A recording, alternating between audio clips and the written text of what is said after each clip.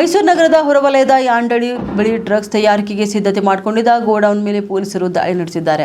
ಅದು ಗೋಡೌನ್ ಜಪ್ತಿ ಮಾಡಿ ಅದರಲ್ಲಿ ಸಂಗ್ರಹಿಸಿದ್ದಂತಹ ಡ್ರಗ್ಸ್ ತಯಾರಿಕೆಗೆ ಬಳಸುವ ಭಾರಿ ಪ್ರಮಾಣದ ರಾಸಾಯನಿಕ ವಸ್ತುಗಳನ್ನು ವಶಪಡಿಸಿಕೊಂಡಿದ್ದಾರೆ. ಉತ್ತರ ಪ್ರದೇಶದ ಮೂಲದ ದಂಪತಿ 4 ತಿಂಗಳ ಹಿಂದೆ 2 ಮನೆ ಹಾಗೂ ಮನೆ ಕೆಳ ಅಂತಸ್ತಿನಲ್ಲಿ ಗೋಡೌನ್ ಬಾಡಿಗೆ ಪಡೆದಿದ್ರು. ಈ ಗೋಡೌನ್ನಲ್ಲಿ ಡ್ರಗ್ಸ್ ತಯಾರಿಕೆಗೆ ಬಳಸುವಂತಹ ಭಾರಿ ಪ್ರಮಾಣದ ಕೆಮಿಕಲ್ ಸಂಗ್ರಹಿಸಿದ್ರು. ಇನ್ನು ಈ ಗೋಡೌನ್ನಲ್ಲಿ ಡ್ರಗ್ಸ್ ತಯಾರಿಕೆಗೆ ಬಳಸುವಂತಹ ಭಾರಿ ಪ್ರಮಾಣದ ಕೆಮಿಕಲ್ಸ್ ಕೂಡ ಅವರು ಸಂಗ್ರಹಿಸಿದ್ರು.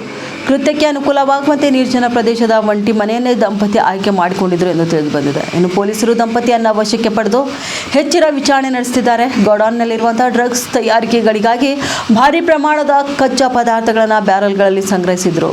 ಡ್ರಗ್ಸ್ ತಯಾರಿಕೆಗೆ ಅಂತಿಮ ಹಂತದ ಸಿದ್ಧತೆಗಳನ್ನು ಕೂಡ ಮಾಡಿಕೊಂಡಿದ್ರು.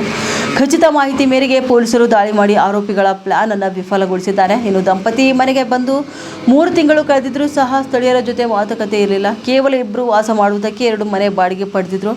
ರಾತ್ರಿ ವೇಳೆಯಲ್ಲಿ ಮಾತ್ರ ಆಗಾಗ ಗೋಡೌನ್ ಬಾಗಿಲು ತೆರೆಯುತ್ತಿದ್ರು. ಇನ್ನು ಸ್ಥಳೀಯರು ಮಾತನಾಡಲು ಪ್ರಯತ್ನಿಸಿದಾಗ ಕೈ ಸನ್ನೆಯಲ್ಲೇ ಮಾತನಾಡ್ತಿದ್ರು. ದೆಹಲಿ ನೋಂದಣಿಯ ಕಾರು ಬಳಕೆ ಮಾಡ್ತಿದ್ರು ಎಂದು ಮೂಲಗಳಿಂದ ತಿಳಿದು ಬಂದಿದೆ.